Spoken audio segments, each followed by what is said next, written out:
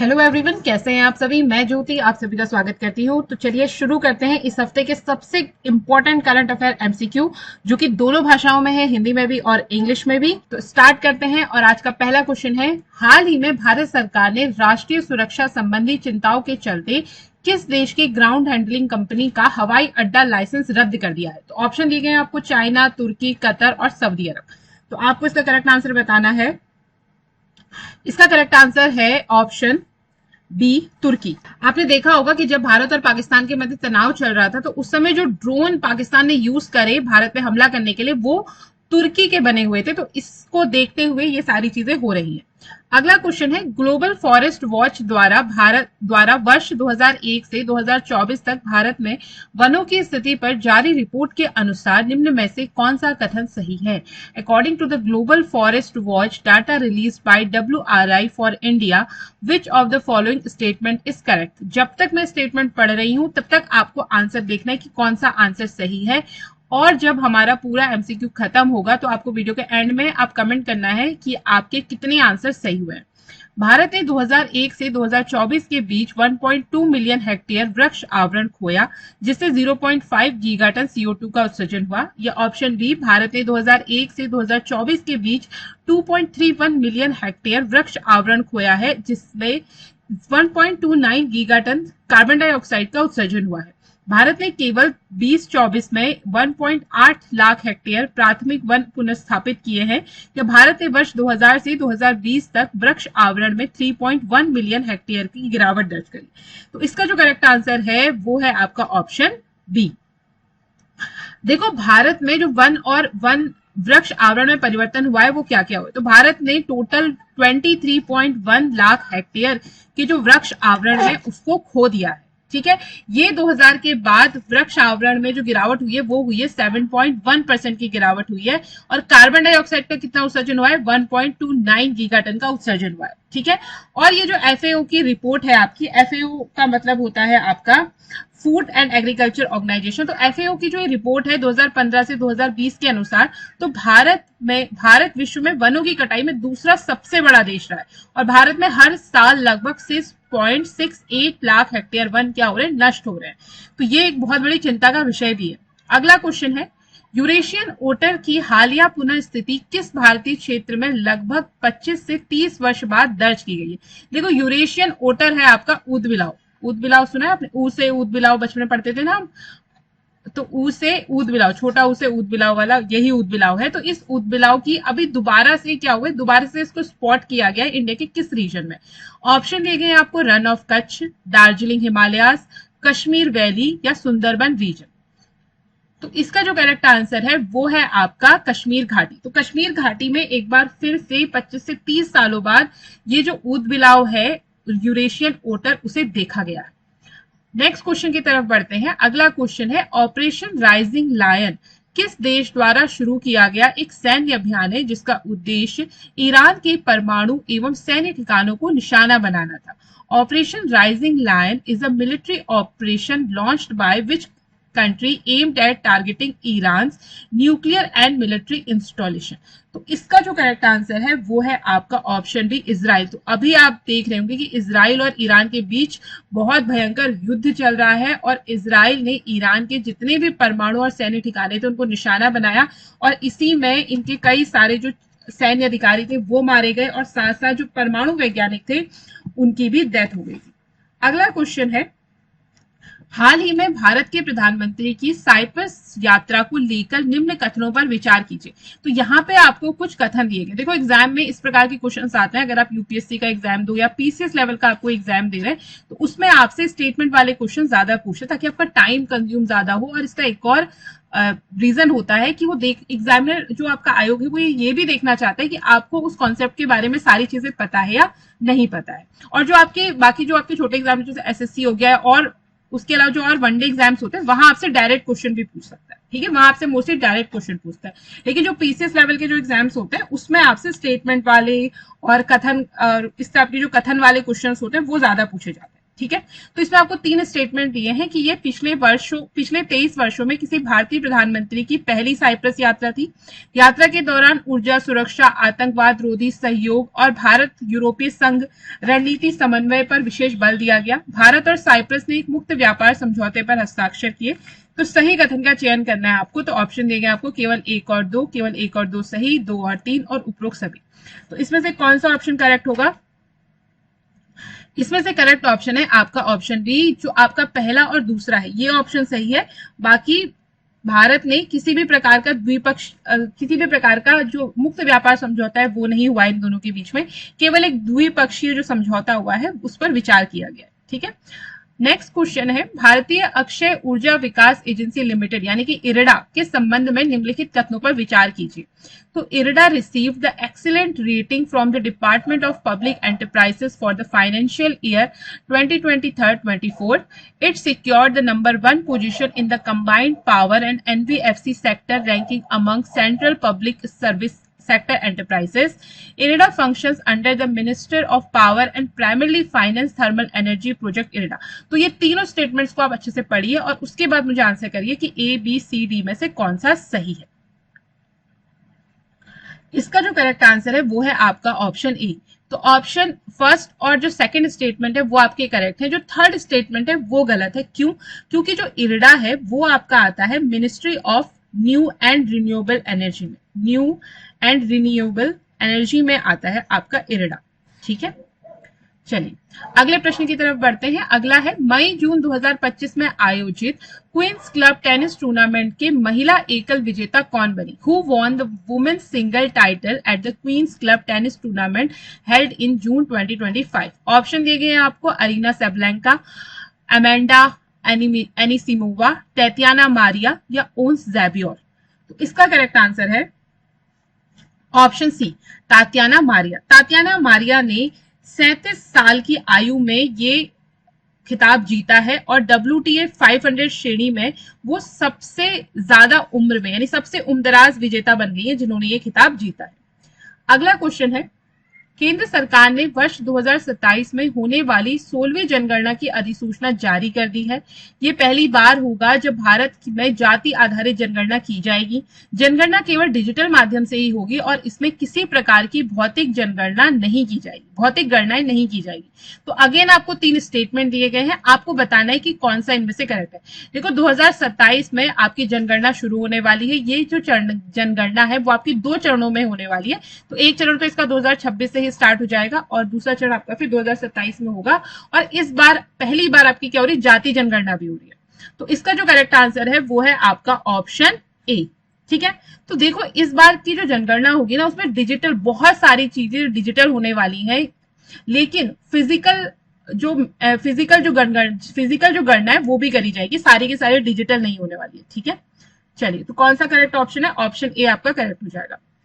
अगला क्वेश्चन है, प्रधानमंत्री नरेंद्र मोदी को वर्ष 2025 में साइप्रस के सर्वोच्च नागरिक सम्मान से सम्मानित किया गया।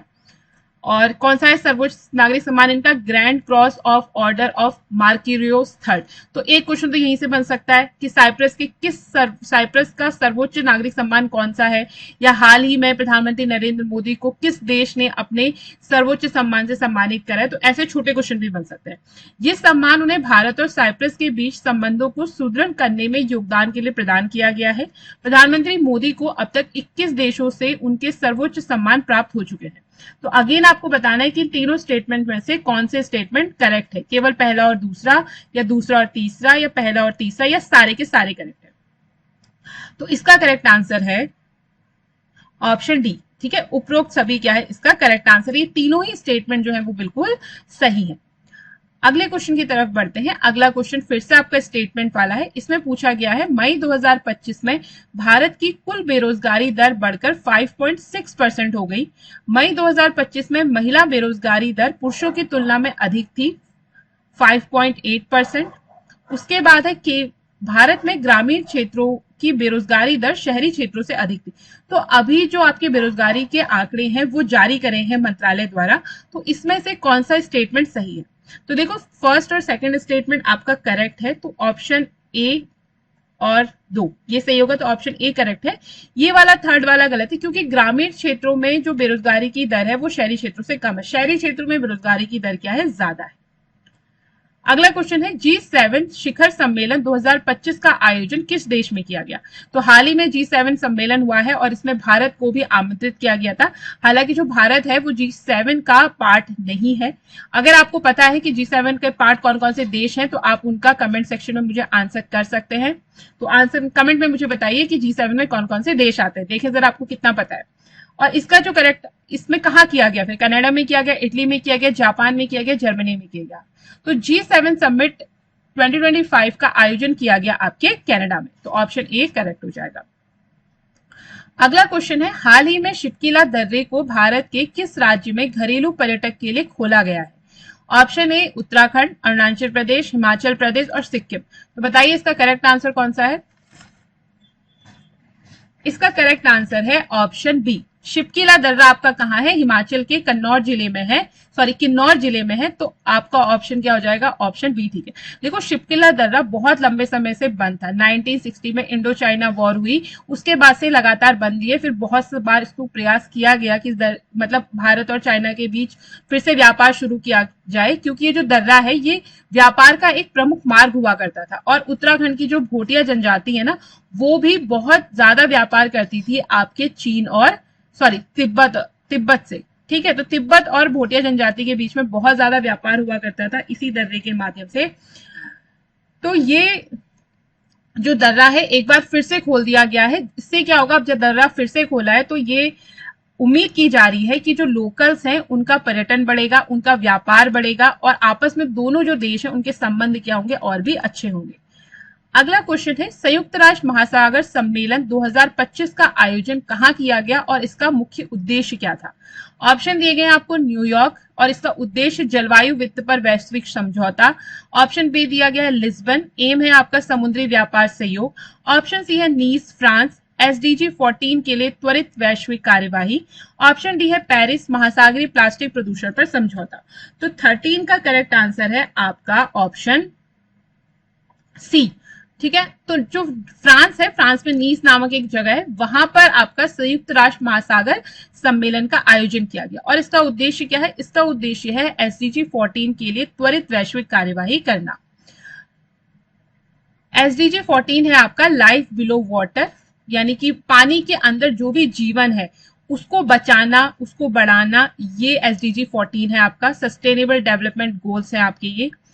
और इस घोषणा का जो नाम था वो था आपका हमारा महासागर हमारा भविष्य, त्वरित कार्यवाही के लिए एकजुट। इंग्लिश में कहें तो our ocean our future, joining forces for rapid action. अगला क्वेश्चन है, हाल ही में भारतीय चाय बोर्ड ने किस समिति की सिफारिशों के आधार पर भारत ऑक्शन मॉडल के तहत नीलामी नियमों में संशोधन किया? Recently the tea board of India revise the pan India auction rules under the Bharat auction model based on the recommendation of which committee? और ऑप्शन दिए गए आपको, गोपाल स्वामी समिति, ऑप्शन बी राम सेशन समिति, ऑप्शन सी दलवई समिति और ऑप्शन डी मोन्टेंग सिंह समिति। तो इसका करेक्ट आंसर होगा 14 का ऑप्शन बी, राम शेषन समिति। ठीक है, और अगर आप डेली करंट अफेयर्स देखते हैं जो कि रोज शाम को 5 बजे आता है, तो आपको बहुत इजी होगा ये सारे के सारे एमसीक्यू कवर करने में, क्योंकि ये सारी चीजें मैं डेली आपको छोटे छोटे जो वीडियोस होती है 1 मिनट की, उसमें डेली आपको बताती हूँ। और फिर वीकली आपकी क्या आती है? एमसीक्यू आती है, ताकि आप ये जांच सके कि आपकी तैयारी कितनी है। और अगर आपको इसका पीडीएफ चाहिए तो वो आपको मेरे टेलीग्राम चैनल में मिल जाएगा। उसका लिंक मैं डिस्क्रिप्शन बॉक्स में शेयर कर दूंगी, वहां पे जाके आप टेलीग्राम चैनल पे जुड़ सकते हैं। वहां आपको सारी जो भी वीकली करंट अफेयर आती है उसकी पीडीएफ आपको प्रोवाइड कर दी जाएगी।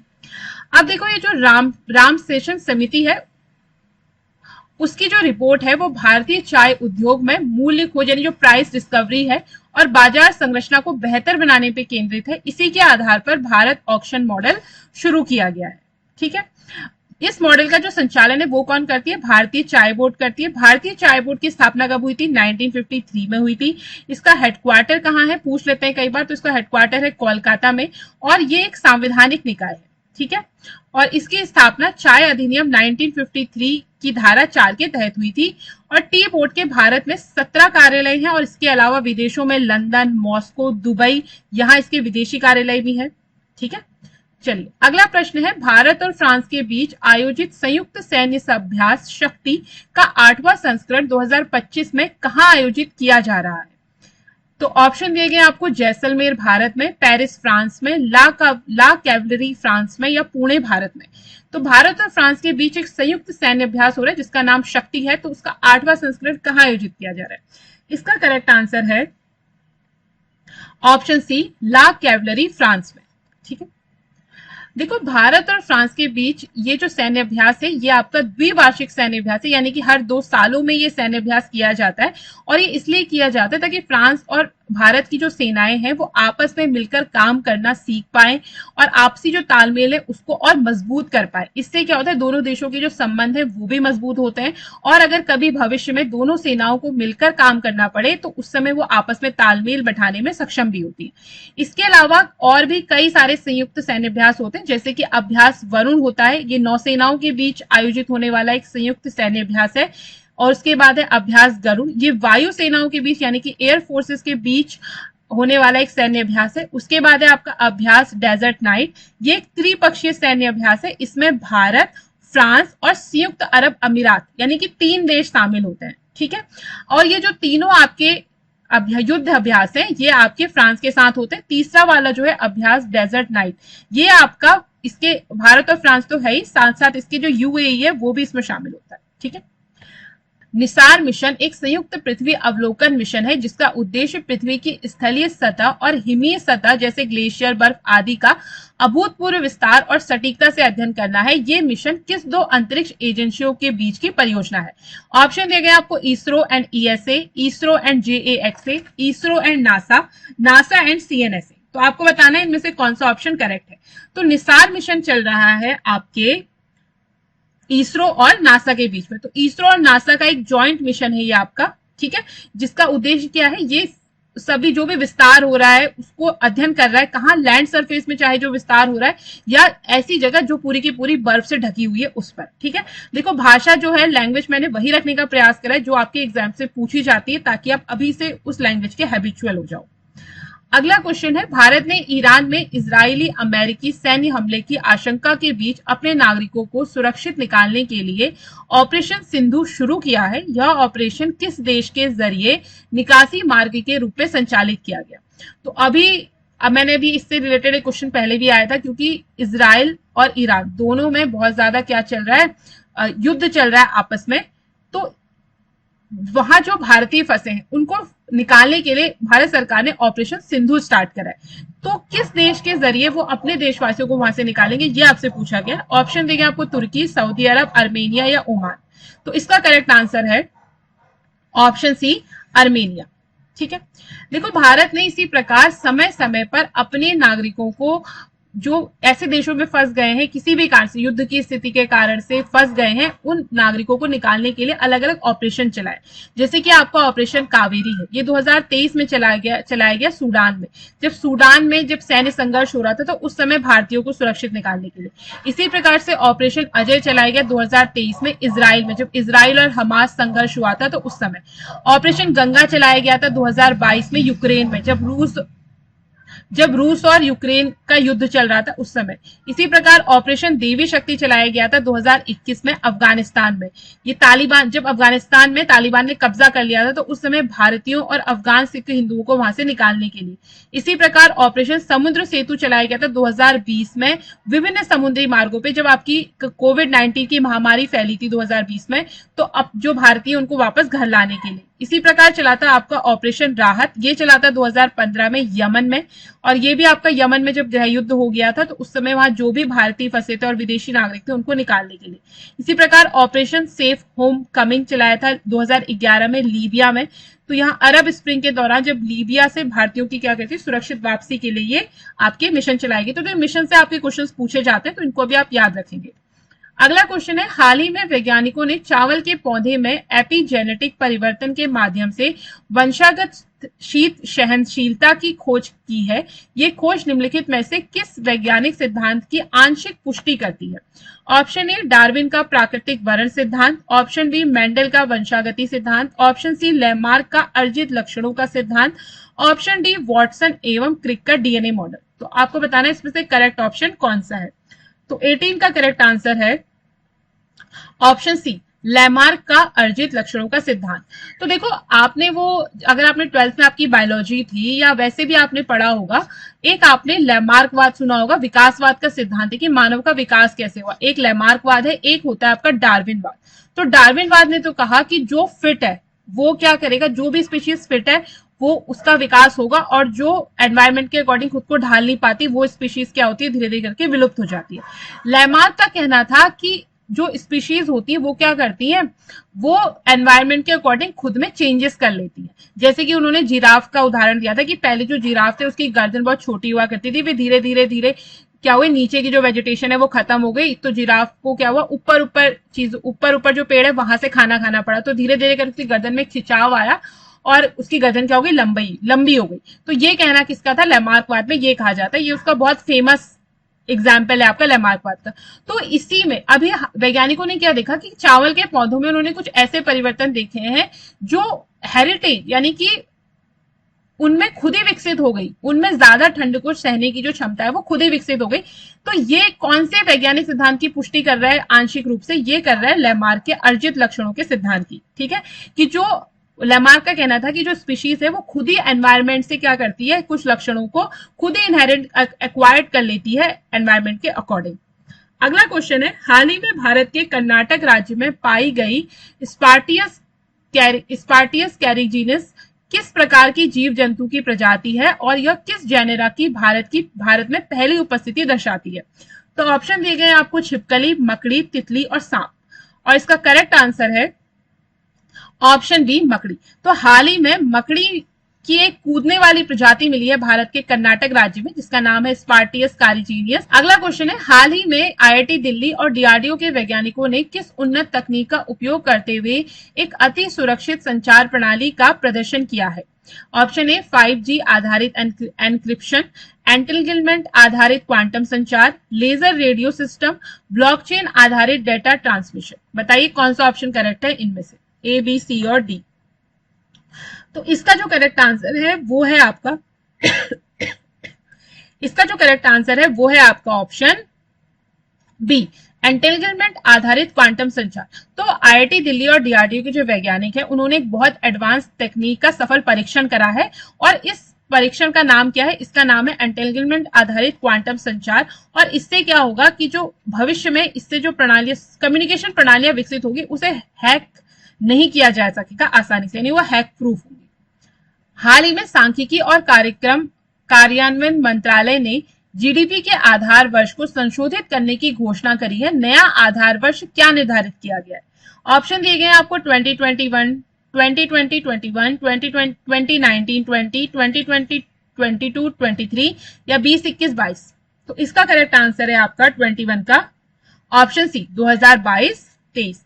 तो जो सांख्यिकी और कार्यान्वयन मंत्रालय है उसने जीडीपी के आधार वर्ष को संशोधित कर दिया है, तो अब वो आधार वर्ष क्या लेंगे, 2022-23 को लेंगे। ठीक है, अगला क्वेश्चन है, साहित्य अकेडमी द्वारा हाल ही में घोषित 2024 के बाल साहित्य और युवा पुरस्कारों में हिंदी भाषा के लिए बाल साहित्य पुरस्कार और युवा पुरस्कार क्रमशः किसे प्रदान किया गया है? देखो ये 2024 गलती से आ गया है, इसके लिए माफी चाहती हूँ, 2025 होगा। ठीक है, 2025 के लिए पूछा गया है कि बाल साहित्य और युवा पुरस्कार किसे प्रदान किया गया, हाल ही में घोषित करे गए इसी वीक में। ऑप्शन दिए गए आपको अशोक चक्रधर और नीलाक्षी सिंह, सुशील शुक्ल और पार्वती टिकरी, रमाकांत श्रीवास्तव और अनुपमा श्रीवास्तव, मोहन राकेश और सुधा अरोड़ा। तो इसका करेक्ट आंसर है ऑप्शन बी, सुशील शुक्ल और पार्वती टिकरी। सुशील शुक्ल को मिला है बाल साहित्य पुरस्कार और पार्वती टिकरी को मिला है युवा पुरस्कार। ठीक है, 2025 के लिए। अगला क्वेश्चन है, पीएम वानी प्रधानमंत्री वाईफाई एक्सेस नेटवर्क इंटरफेस योजना का मुख्य उद्देश्य क्या है? ऑप्शन ए, भारत में निजी मोबाइल नेटवर्क के लाइसेंस को बंद करना, केवल स्मार्ट शहरों में 5G इंटरनेट सुविधा देना, पूरे भारत में सस्ती सार्वजनिक वाईफाई सुविधा उपलब्ध कराना, रक्षा क्षेत्र के लिए एनक्रिप्टेड संचार नेटवर्क स्थापित करना। तो इसका करेक्ट आंसर है 23 का ऑप्शन सी। देखो, ये जो वाणी है, पीएम वाणी योजना है, इसका मुख्य उद्देश्य है कि पूरे भारत में जो सस्ती सार्वजनिक वाईफाई की सुविधा है उसे उपलब्ध कराया जा सके, यानी कि सबको फ्री वाईफाई मिल सके।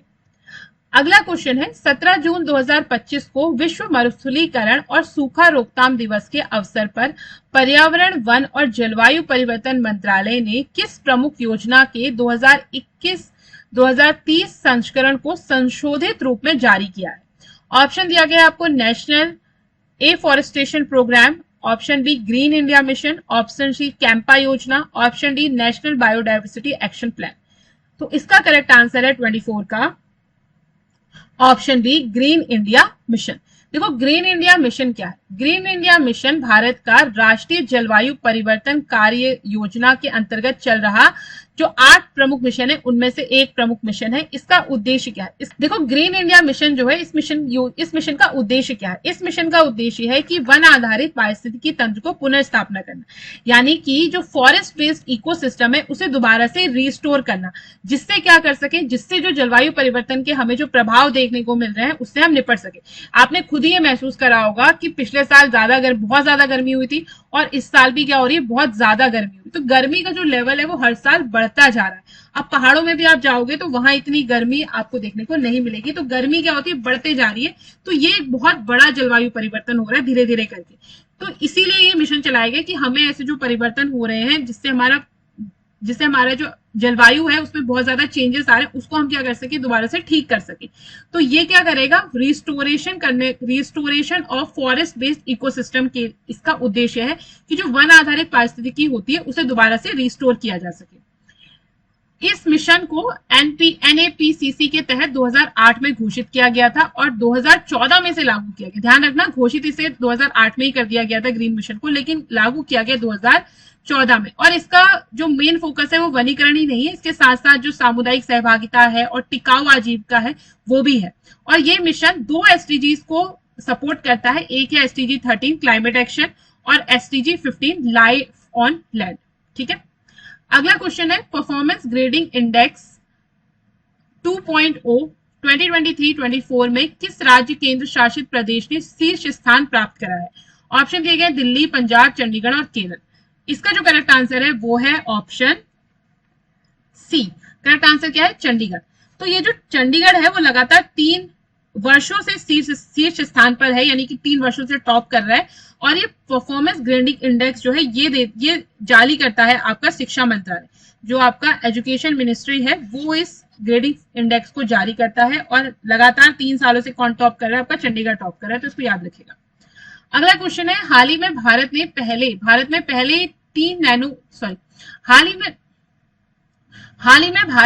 पहले 3 नैनोमीटर चिप डिजाइन सेंटर्स का उद्घाटन किन 2 शहरों में किया गया है?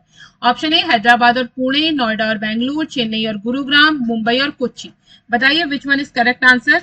तो इसका जो करेक्ट आंसर है वो है आपका ऑप्शन बी, नोएडा और बेंगलुरु में। और नोएडा और बेंगलुरु दोनों आपके आईटी हब भी बोले जाते हैं। ठीक है, जितनी सारी आईटी की कंपनी है वो मोस्टली इन्हीं 2 जगहों पर है। अगला क्वेश्चन है, केरल के एक पर्वतारोही और उनकी टीम ऑपरेशन सिंदूर के तहत सशस्त्र बलों को सम्मानित करने वाला बैनर प्रदर्शित करने के मिशन के दौरान माउंट डेनाली पर फंस गई। माउंट डेनाली किस क्षेत्र में स्थित है?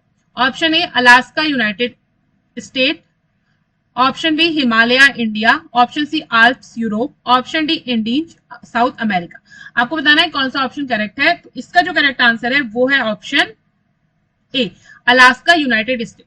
देखो, ये जो माउंट डेनाली है ना, इसे माउंट मिकनले इसका नाम था पहले, इसके नाम को लेके बहुत चेंजेस हुए हैं। तो ये माउंट डेनाली को हम पहले माउंट मैकिनले के नाम से जानते थे। ये उत्तरी अमेरिका का सबसे ऊंचा पर्वत शिखर है और इसकी ऊंचाई लगभग 6190 मीटर होगी और ये अलास्का रेंज में आता है, जो कि आपकी कहा है संयुक्त राज्य अमेरिका का हिस्सा है। ठीक है, इसे देखो, डेनाली का मतलब होता है, जो लोकल उनकी एक भाषा है अथाबास्कन भाषा में कहते हैं द हाई वन, यानी कि सबसे ऊंचा। पहले इसका नाम माउंट मैकिनले था, फिर 2015 में इसे डेनाली नाम दिया गया उसके बाद 2025 में हाल ही में फिर अमेरिका के जो राष्ट्रपति है डोनाल्ड ट्रंप, उन्होंने इसका नाम फिर से चेंज करके क्या कर दिया है, माउंट मैकिनली कर दिया गया। तो बहुत इसके नाम में चेंजेस हुए हैं, तो इसको ध्यान रखना, इससे रिलेटेड क्वेश्चन आपका आ सकता है किसी ना किसी एग्जाम में, जो अभी होगा आने वाले 4-5 महीनों में पूछ सकते हैं। अगला क्वेश्चन है 11वां अंतर्राष्ट्रीय योग दिवस 21 जून 2025 को किस विषय वस्तु के साथ मनाया गया। तो कल शनिवार को आपका अंतर्राष्ट्रीय योग दिवस था, 21 जून को मनाया जाता है आपका इंटरनेशनल योगा डे। तो इसमें पूछा गया कि थीम क्या थी। ऑप्शन ए है yoga for heart health, yoga for wellbeing, yoga for one earth one health, या योगा फॉर ह्यूमैनिटी। तो इसका जो करेक्ट आंसर है वो है option C. Option C correct है, yoga for one earth and one health.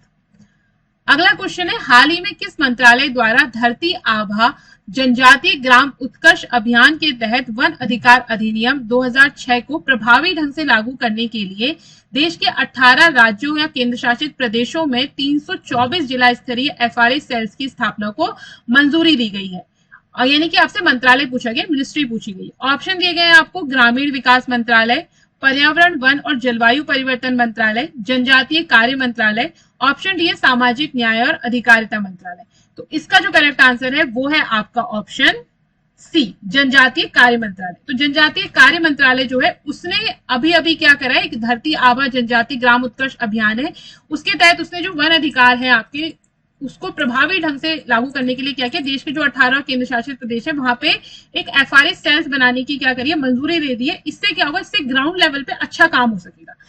और अभी जो हमारे जनजातीय मंत्री हैं वो कौन है, वो है आपके जुआल ओरफ। देखो इनका नाम भी याद रखना क्योंकि पूछ सकते हैं। देखो करंट अफेयर आपके बहुत जरूरी होते हैं किसी भी एग्जाम के लिए। तो करंट अफेयर से क्या होता है, करंट अफेयर में जो जो आपके क्वेश्चन चल रहे होते हैं, जो घटनाएं चल रही होती है, उसी से आपके स्टैटिक के क्वेश्चन भी पूछे जाते हैं। ठीक है, उसी के आसपास क्या करते हैं, वो स्टैटिक के क्वेश्चन भी पूछते हैं। तो इसीलिए करंट अफेयर पर नजर रखना बहुत ज्यादा जरूरी है। अगला क्वेश्चन है भारत का पहला anti submarine warfare shallow water craft जिसे जून 2025 में भारतीय नौसेना में शामिल किया गया, उसका नाम क्या है। तो अभी इसी वीक शामिल किया गया है, तो इसका नाम क्या है, INS Vikrant, INS Kalvari, INS Arnala या आईएनएस वागिल। बताइए कौन सा ऑप्शन सही है। तो इसका जो करेक्ट आंसर है वो है ऑप्शन सी, आईएनएस अर्नाला। ठीक है, आज का आखिरी क्वेश्चन है हाल ही में शुरू की गई प्रतिभा सेतु पहल का मुख्य उद्देश्य क्या है। What is the primary objective of the recently launched Pratibha Setu initiative by UPSC? Option A, निजी कंपनियों के लिए यूपीएससी चयनित उम्मीदवारों की जानकारी साझा करना, सिविल सेवा में असफल उम्मीदवारों को बाहर कर देना, उन प्रतिभाशाली अभ्यर्थियों को सरकारी और निजी क्षेत्र से जोड़ना जिन्होंने यूपीएससी की सभी चरण पास किए लेकिन फाइनल मेरिट में नहीं आ पाए, केवल केंद्रीय सेवाओं के चयन को स्वचालित करना। तो इसका करेक्ट आंसर है, ये तो आपको याद होना चाहिए, अगर आप यूपीएससी पीसीएस किसी भी एग्जाम की तैयारी करें तो ये तो मैंने आपको बताया भी है, ये आपको याद होगा। इसका करेक्ट आंसर है ऑप्शन सी, उन प्रतिभाशाली अभ्यर्थियों को सरकारी और निजी क्षेत्र से जोड़ना जिन्होंने यूपीएससी की सभी चरण पास किए लेकिन फाइनल मेरिट में नहीं आ पाए। ठीक है, तो प्रतिभा सेतु यूपीएससी द्वारा एक हाल ही में नई पहल शुरू करेगी। देखो इससे दोनों को ही फायदा हुआ, इससे जो निजी और सरकारी कंपनी है उनको अच्छे एम्प्लॉय मिल जाएंगे, यानी कि उन्हें दोबारा से अपनी चयन प्रक्रिया करने की जरूरत नहीं पड़ेगी। उन्हें बैठे बैठाए जो यूपीएससी हर साल चयन प्रक्रिया कराती है उससे बहुत अच्छे कैंडिडेट उन्हें मिल जाएंगे जो किसी कारणवश फाइनल मेरिट में नहीं आ पाए लेकिन वहां मिल जाएंगे, और दूसरा कैंडिडेट की जो मेहनत है वो भी व्यर्थ नहीं जाएगी, उन्हें भी एक जॉब अपॉर्चुनिटी वहां मिल जाएगी। और क्वेश्चन ऑफ द वीक, इसका आंसर मुझे आपने कमेंट सेक्शन में बताना है। अगर आपने लास्ट वीक के करंट अफेयर वाली वीडियो देखी होगी तो फिर आप इसका करेक्ट आंसर बताओगे, या आपने डेली करंट अफेयर देखी भी होगी, या आप करंट के क्वेश्चंस जो है उसको करते होगे तो इसका क्वेश्चन गलत नहीं होगा आपका। इसका आंसर मुझे बताना और गूगल मत करना। 2025 में फ्रेंच ओपन पुरुष एकल खिताब किस खिलाड़ी ने जीता जिन्होंने फाइनल मुकाबले में इटली के यानिक सिनर को हराकर फ्रेंच ओपन का खिताब हासिल किया। तो आपको सिंपल ये बताना है कि फ्रेंच ओपन 2025 में जो मेल कैटेगरी है उसमें कौन जीता। ऑप्शन दिए गए आपको, Daniil Medvedev, Novak Djokovic, Carlos Alcaraz और स्टेफानोस सिस्सीपास। तो इसका आंसर मुझे कमेंट सेक्शन में करिएगा और कमेंट सेक्शन में मुझे ये भी बताइएगा कि आपके 31 में से कितने क्वेश्चन सही हुए, और जितने भी क्वेश्चन सही हुए हैं तो आप क्या करिए, प्रैक्टिस करते रहिए। ज्यादा हुए तो अच्छी बात है, कम हुए तो अपने उस वीक पॉइंट्स को और ज्यादा ध्यान दें। और डेली आपके एमसीक्यूज आते हैं, डेली करंट अफेयर्स आपकी आती है रोज शाम को 5 बजे, तो उसे देखना ना भूले, उससे आपकी डेली प्रैक्टिस होती रहेगी। और फिर वीक में तो हम एक कंबाइन लेके ही आते हैं, वीकली करंट अफेयर, जो कि आपका एमसीक्यू फॉर्मेट में होता है, जो आपने अभी करा है। और अगर वीडियो अच्छी लगी है तो दोस्तों के साथ जरूर शेयर करें, और अगली वीडियो देखने के लिए चैनल को सब्सक्राइब करना ना भूलें। मिलते हैं नेक्स्ट वीडियो में। Thanks for watching, keep learning.